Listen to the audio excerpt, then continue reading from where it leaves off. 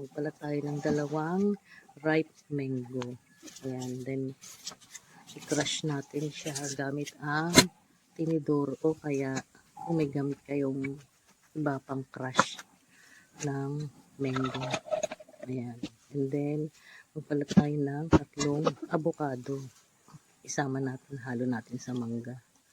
And then, lagyan natin ng 2 lata ng Alaska 2-in-1 crema asada at haluin natin maigi.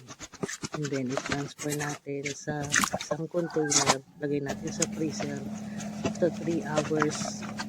Ayan, haluin natin maigi na 5 minutes. 3 to 5 times.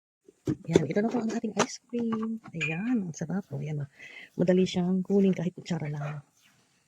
Ayan. Diba? Kain tayo. So, ito na nga mga mare ang ating ice cream. Ayan. So, malambot siya galing sa freezer. Kain tayo, ice cream.